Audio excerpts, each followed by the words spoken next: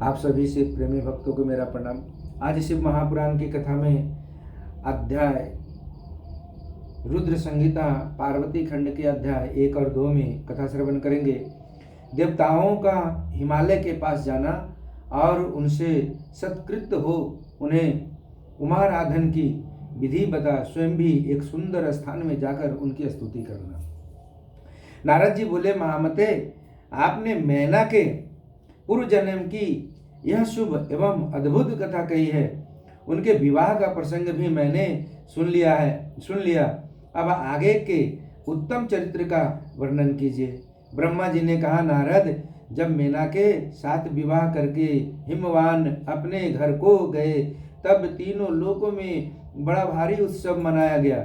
हिमालय भी अत्यंत प्रसन्न हो मैना के साथ अपने सुखदायक सदन में निवास करने लगे। मुने उस समय श्री विष्णु आदि समस्त देवता और महात्मा मुनि गिरिराज के पास गए।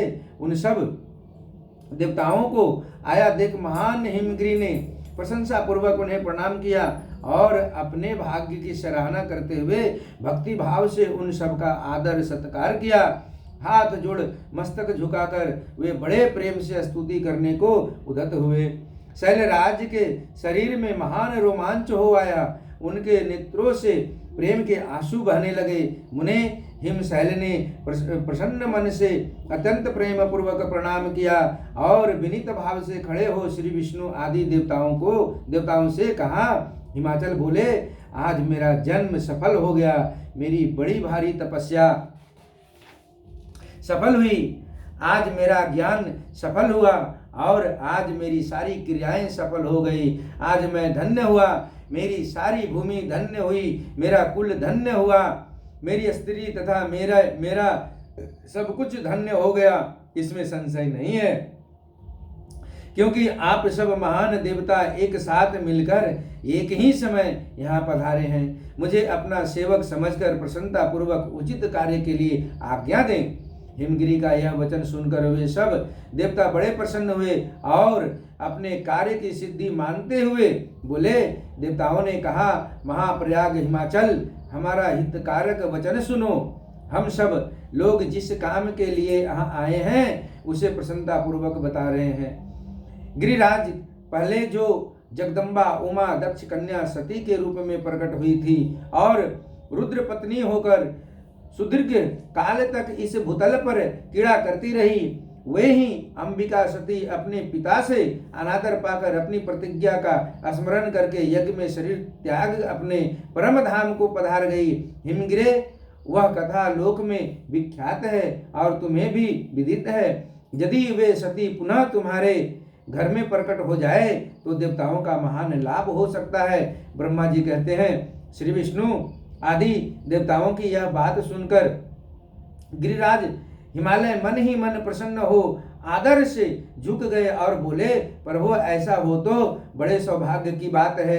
तदंतर वे देवता उन्हें बड़े आदर से उमा को प्रसन्न करने की विधि बताकर स्वयं सदाशिव पत्नी उमा की शरण में गए। एक सुंदर स्थान में स्थित हो समस्त देवताओं ने जगदम्बा का स्मरण किया और बारंबार प्रणाम करके वे वहां श्रद्धा पूर्वक उनकी स्तुति करने लगे। देवता बोले, शिवलोक में निवास करने वाली देवी उमे, जगदम्बे, सदाशिव प्रिय दुर्गे महेश्वरी, हम आपको नमस्कार करते हैं। आप पावन शांत स्वरूप श्री शक्ति हैं, परम पावन पुष्टि हैं, अव्यक्त प्रकृति और महत्व ये आपके ही रूप हैं। हम भक्ति पूर्वक आपको नमस्कार करते हैं। आप कल्याणमयी शिवा हैं। आपके हाथ भी कल्याणकारी हैं। आप शुद्ध, स्थूल, सूक्ष्म और सबका परम आश्रय हैं। अंत वृद्धा और सुविधा से अत्यंत प्रसन्न रहने वाले आप देवी को हम प्रणाम करते हैं। आप श्रद्धा हैं, आप धृति हैं, आप श्री हैं और आप ही सब में व्याप्त रहने वाली देवी हैं। आप ही सूर्य की किरणें हैं और आप ही अपने प्रपंच को प्रकाशित करने वाली हैं। ब्रह्मांड रूप शरीर में और जगत के जीवों में रहकर जो ब्रह्मा से लेकर तृण पर्यंत संपूर्ण जगत की पुष्टि करती है, उन आदि देवी को हम नमस्कार करते हैं। आप ही वेद माता गायत्री हैं, आप ही सावित्री, आप और सरस्वती हैं।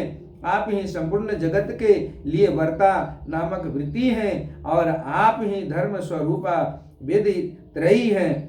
आप ही संपूर्ण भूतों में निद्रा बनकर रहती हैं, उनकी क्षुधा और तृप्ति भी आप ही हैं। आप ही तृष्णा, कांति, छवि, तुष्टि और सदा संपूर्ण आनंद को देने वाली हैं। आप ही पुण्यकर्ताओं के यहाँ लक्ष्मी बनकर रहती हैं, और आप ही पापियों को घर सदा ज्येष्ठा लक्ष्मी की बड़ी बहन दरिद्रता के रूप में वास करती हैं। आप ही संपूर्ण जगत की शांति हैं। आप ही धारण करने वाली धात्री एवं प्राणों का पोषण करने वाली शक्ति हैं।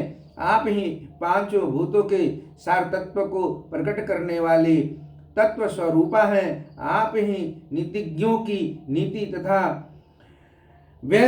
व्यवसाय रूपिणी है। आप ही सामदेव की गीति हैं। आप ही ग्रंथि हैं। आप ही अजुर मंत्रों की आहुति हैं।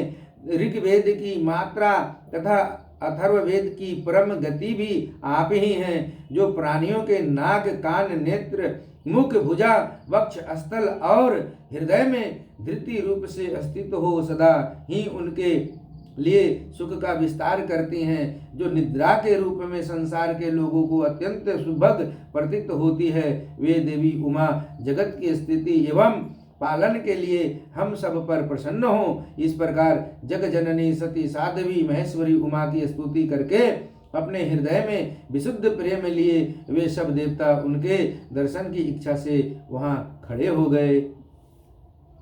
आज की कथा गुरु चरणों में यहीं विराम करता हूँ। आगे की कथा अगले वीडियो में, तब तक के लिए आप सबको मेरा प्रणाम। हर हर महादेव, नमः शिवाय।